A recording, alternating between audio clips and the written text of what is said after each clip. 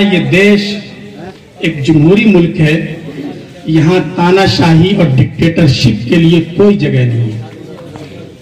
ये परचम जो लहरा रहा है, आप क्या समझते हैं? ये आजादी हमें बड़ी कुर्बानियों के बाद मिली है। इस सुबह आजादी को देखने के लिए लाखों उलमाए किराम, हिंदुस्तान के मुजाहिदीन और यहाँ के बाशिंदे ख्वाब अपनी आंखों में सजाए हुए इस दुनिया से चल बसे, लेकिन वो इस सुबह को नहीं देख पाए थे। लेकिन आज जब ये देश आजाद है तो हमें ये देखना है कि हम उनके ख्वाबों को किस तरह ताबीर करने की कोशिश में लगे हुए हैं। यौम जमहूरिया का मतलब आप समझ रहे हैं। हमारा देश 15 अगस्त 1947 में आजाद हो गया था, लेकिन हमारे पास अपना कोई कॉन्स्टिट्यूशन नहीं था, हमारा अपना कोई संविधान नहीं था। बरतानिया के जेर असर 1935 में जो कानून लागू हुआ था, जो दस्तूर और आइन चल रहा था, उसी के मुताबिक यहाँ की अदालतें फैसले करती थीं, यहाँ की असेंबलियां वजूद में आई। इसलिए ये देखते हुए कि जब ये देश आजाद होगा तो इस देश को आजाद संविधान चाहिए। एक ऐसा संविधान जिसमें देश में रहने वाले समाज के हर वर्ग को पूरी तरह अधिकार दिया जाए, उसके राइट्स और उसके हुकूक का ख्याल रखा जाए। इसलिए आपके इल्म में ये बात रहनी चाहिए कि अभी देश आजाद नहीं हुआ था। 15 अगस्त को ऑल इंडिया रेडियो से मुल्क की आजादी का ऐलान नहीं हुआ था। उससे पहले संविधान बनाने के लिए असेंबलियां वजूद में आ चुकी थी और इस पे काम शुरू हो चुका था। चुनांचे ये काम चला। मुल्क के जो माहिरीन कानून हैं वो बैठे, उन्होंने दुनिया भर के कवानीन का मुताला किया, रोमन लॉ को भी देखा, बरतानिया में जो आइन है उसको भी देखा, चाइना में जो कुछ चल रहा है उसको भी परखा और पढ़ा। और उसके बाद बड़ी कोशिश के बाद तकरीबन 3 साल का वक्त लगा है। ये जो आइन की ये किताब है, इसको मुरत्तब करने के लिए, जिसका पहला एडिशन सबसे पहले आप ही के करीबी शहर देहरादून से शाये हुआ था। जब ये आइन मंजूर हुआ था, उसका ये भारत का आइन, इसमें 3 साल लगे हैं। 11 मर्तबा असेंबलियां बैठी हैं इसके कवानीन पर गौर खौस करने के लिए। और ये वो आइन है जो पूरे दुनिया का सबसे बड़ा दस्तूर समझा जाता है। इसमें 448 दफात हैं। इतनी दफात इस वक्त पूरी दुनिया के किसी कानून की किताब में नहीं है। चूंकि जाहिर है कि ये बड़ा देश है, यहाँ भांत भांत की बोलियां बोलने वाले लोग रहते हैं, अलग अलग विचारधारा रखने वाले समाज के लोग हैं, अलग अलग मजहब को मानने वाले लोग हैं। इसलिए जरूरत इस बात की थी कि ऐसा आइन बनाया जाए, ऐसा संविधान बनाया जाए जिसमें सबके भावनाओं को जगह दी जाए और सबके जज्बात का ख्याल रखा जाए। इसलिए ये जो आइन के मेमार थे डॉक्टर भीमराव अंबेडकर साहब, मौलाना अबुल कलाम आजाद, और उस वक्त पूरी एक टीम थी जिसमें 200 से ज्यादा अफराद थे जो असेंबली वजूद में आई थी। इन सब ने मिलकर एक बहुत ही ऐसा आइन बनाया, संविधान बनाया जो काबिल अमल था, काबिल कबूल था। और ये 26 नवंबर 1949 में इस आइन को मंजूरी दी गई और असेंबली ने पास कर दिया और सबने दस्तखत कर दिए, सिवाय एक मेंबर के। सबने इस आइन पर दस्तखत कर दिया कि हम इस पर मुत्तफिक हैं और आइंदा हमारे मुल्क का जो कानून होगा और यहाँ की जो व्यवस्था होगी वो इसी के मुताबिक चलेगी। फिर उसके बाद 26 जनवरी 1950 में पहली मर्तबा भारत का ये आइन नाफिज किया गया। 1950 में 26 जनवरी को जो कानून नाफिज हुआ था, जाहिर है कि उस दिन हम सही मानों में आजाद हुए कि अब हम बरतानिया के कानूनी गुलाम भी नहीं रहे। अब हमारे पास अपने आर्टिकल्स हैं, हमारी अपनी दफात हैं, हमें अपनी अदालतों में अपने कानून के मुताबिक इंसाफ मिलेगा। इसलिए 1950 में जिस दिन इस आइन को मंजूरी मिलने के बाद इसका निफाज अमल में आया है, वो 26 जनवरी का दिन था। आज उसी दिन की याद के तौर पर इस दिन को मनाया जाता है कि उस दिन لیکن ہمارا اپنا قانون نافذ ہوا تھا. اس لیے ہم سب سے پہلے شردھانجلی ویکت کرتے ہیں دیش کے ان تمام مہان لوگوں کو جنہوں نے اتنا اچھا آئین تیار کیا اور جنہوں نے اس دیش کے لیے بلیدان دیا, انگریزوں کے خلاف لڑے. ہمارے علماء کرام, آپ کو معلوم ہے کہ ظاہر ہے کہ 2 دن 4 دن 1 مہینے 2 مہینے میں یہ کامیابی نہیں ملی ہے. اس کے پیچھے 150 سالہ بلکہ اس سے بھی زیادہ طویل تاریخی جدوجہد ہے. اور چونکہ شروع میں اس کے اعتراف میں کوئی حرج نہیں ہے. جس وقت اس دیش پر انگریزوں کا راج قائم ہوا ہے اور یہ بنگال کی کھاری کے ذریعے یہاں انہوں نے اپنی ایسٹ انڈیا قائم کی ہے, ظاہر ہے کہ اس دیش پر اس وقت مسلمانوں کا راج تھا جو اس دیش کے سرخ و سفید کے مالک تھے. یہاں ان کی بادشاہت تھی, ان سے یہ ملک چھینا گیا.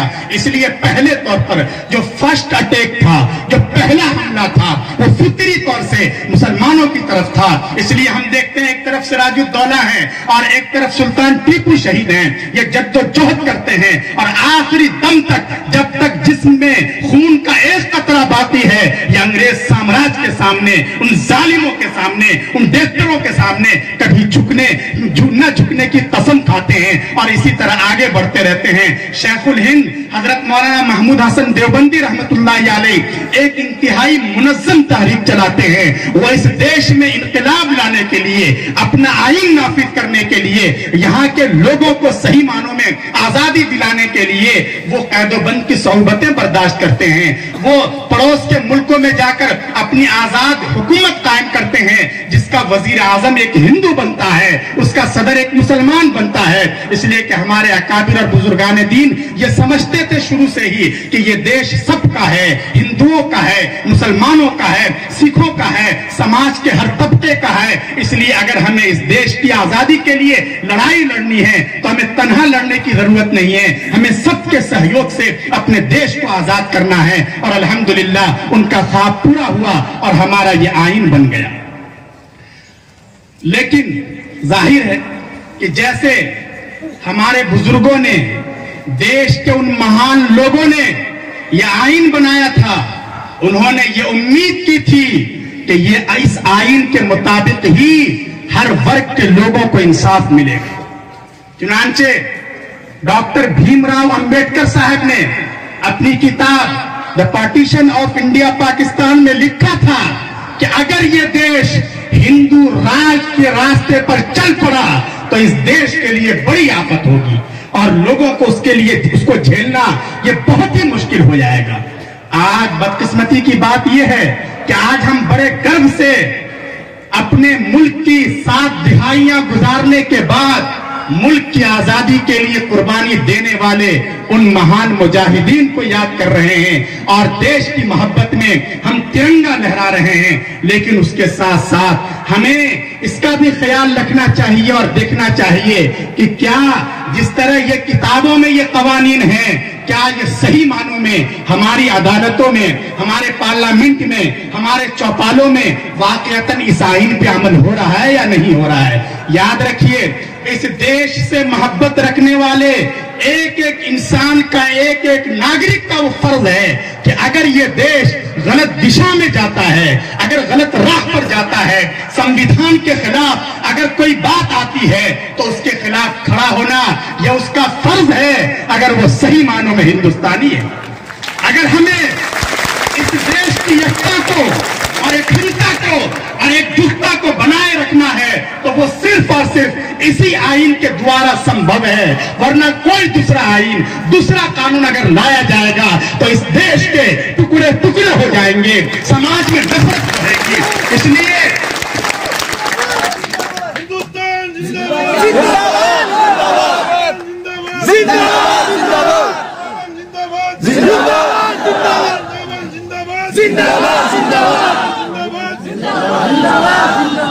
اس لیے آئین کے تحفظ کی ذمہ داری ہم میں سے ہر ایک کی ہے. آئین کے خلاف اگر کوئی ریگولیشن پاس ہوتا ہے, اگر حکومتیں شرارتیں کرتی ہیں, بدماشیاں کرتی ہیں, تو انہیں آئینہ دکھانا دیش کے ہر ناگرک کا کام ہے. یاد رکھیے, یہ آئین, اس کی جتنی دفعات ہیں, اس میں مذہب کی بنیاد پر کوئی تفریق نہیں کی گئی ہے. اس میں سب کو اپنے مذہب پر آزادی کے ساتھ عمل کرنے کی اجازت ہے, اپنی پسند کے ادارے قائم کرنے کی اجازت ہے. یہ اصول ہیں اس آئین کے.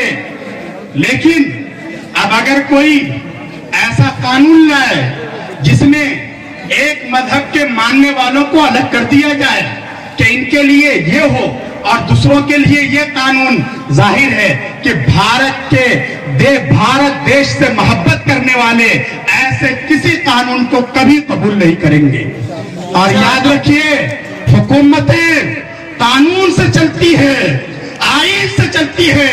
حکمرانوں کو اور اندھی بحری سرکاروں کو اچھی طرح یہ بات سمجھ لینی چاہیے, ظلم کی لاٹھی دیر تک نہیں چلتی ہے. آپ ظلم کے ذریعے اپنے ملک کو آگے نہیں لے جا سکتے. اس لیے آپ اس آئین کی قسم کھاتے ہیں. آپ جب ایم پی بنتے ہیں, آپ جب پردھان منتری بنتے ہیں, آپ یہ قسم کھاتے ہیں کہ آپ اس آئین کا تحفظ کریں گے اور آپ ایسے ریگولیشن لاتے ہیں, آپ ایسے بل لاتے ہیں, آپ ایسے قوانین پاس کرواتے ہیں جس میں آئین کی آتما کی آتم ہتیا کرنے کی کوشش کی جاتی ہے اور اس کی روح کو ختم کرنے کی کوشش کی جاتی ہے. اس لیے ہم دیکھ رہے ہیں کہ اس وقت 26 جنوری کا یہ خوشی کا دن ہے, لیکن ہم یقیناً خوشی کا اظہار کر رہے ہیں اس لیے کہ ہمارا دیش آزاد ہے اور اس دیش کے لیے ہمارے پرکھوں نے اپنا خون بہایا ہے اور بڑا بلیدان دیا ہے. لیکن اس کے ساتھ ساتھ ہمیں یہ درد ہے کہ اس وقت کچھ طاقتیں ایسی ہیں جنہیں یہ آئین پسند نہیں ہے.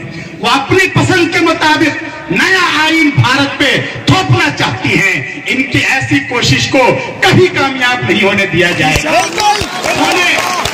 دیش کے ناگرک, یہاں کے امن پسند لوگ جب تک خاموش تھے تو انہوں نے یہ سمجھا کہ ہم جو چاہیں گے ہم بل پاس کر لیں گے اور ہم جو آرٹیکل چاہیں گے ختم کر دیں گے. ہم مسلم مہیلاؤں کے خلاف ہم طلاق والا بل لے آئے, ہمارے خلاف آواز نہیں اٹھی, اس لیے وہ سی اے لے آئے. یقین مانیے اس وقت الحمدللہ پورے ملک میں جو پروٹیسٹ چل رہا ہے یہ اس بات کی دلیل ہے کہ ان کی کوششیں ناکام ہوں گی اور ہماری آئین کی یہ کتاب اسی عظمت کے ساتھ زندہ رہے گی. یاد رکھیے,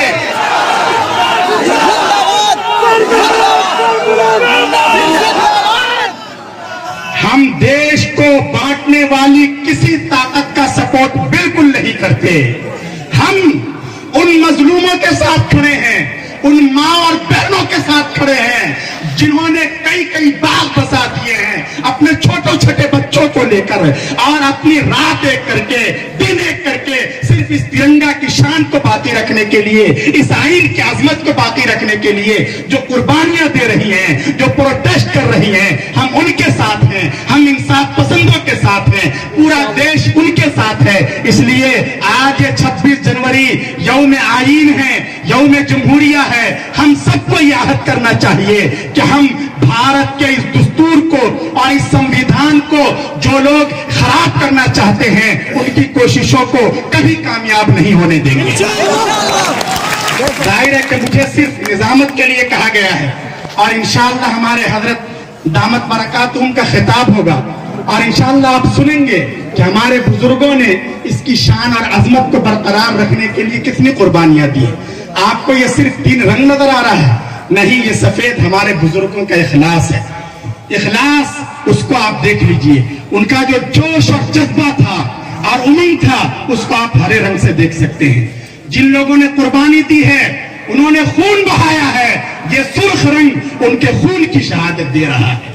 یہ سب چاہیے, جوش بھی چاہیے, اخلاص بھی چاہیے اور قربانی دینے کا حوصلہ بھی چاہیے. تبھی اس دیش کی عظمت اور اس کی سنسکرتی اور اس کی اکھنڈتا اور اس کا اتحاد باقی رہ سکتا ہے. آج ہم آئین کے تحفظ کے لیے جمع ہیں لیکن آج ہم دیکھ رہے ہیں کتنی دھند ہے.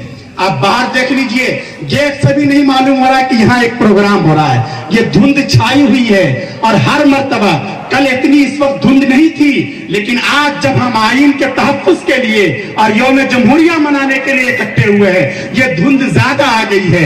ये धुंध हमें दबे लफ्जों में कोई पैगाम देना चाह रही है कि याद रखो, अगर तुम्हारे मुल्क पर भी, यहाँ की डेमोक्रेसी पर भी धुंध छा गई है और ये धुंध ऐसे खुद नहीं खत्म होगी। इसको खत्म करने के लिए तुम्हें कुर्बानियां देनी पड़ेंगी, तुम्हें हौसला लेना पड़ेगा और तुम्हें जमहूरी तरीके पर रहते हुए अपने पूरे हक का इस्तेमाल करना पड़ेगा। अल्हम्दुलिल्लाह दारुल उलूम ने हमेशा मुल्क की सलामती के लिए अमन, इत्तेहाद और एक यकजहती का पैगाम दिया है, जिसके जरिए मुल्क के बाशिंदे खुश रहे और समाज के हर तबके को इंसाफ मिल सके। आज भी दारुल उलूम की यही आवाज है और उसकी यही पुकार है। उसके पुराने बुजुर्गों ने भी यही कुर्बानी दी है। हमारे हजरत मोहतमिम साहब और असातिज़ा का भी यही पैगाम है कि पूरे मुल्क में अमन, इत्तेहाद और एक यकजहती का माहौल बनाए रखा जाए। ऐसा कोई काम न किया जाए जिससे समाज के किसी भी वर्ग को, किसी भी मजहब के मानने वालों की दिल आजारी हो। अगर ये है तो यकीन मानिए ये देश आजाद है और हम सही मानों में आजाद हैं और इस मुल्क को और इस देश को हम इकोनॉमिक के एतबार से और दूसरे एतबार से भी आगे भी ले जा सकें। अल्लाह तबारक व तआला हमारे इस देश की हिफाजत फरमाएं, इसको विकास अता करें, इसकी शान और अजमत और इत्तेहाद और यकजहती को बाकी रखें और हमारा ये तिरंगा इसी तरह लहलहाता रहे, फलता रहे, फूलता रहे और पूरी दुनिया में अपनी अजमत का लोहा मनवाता रहे।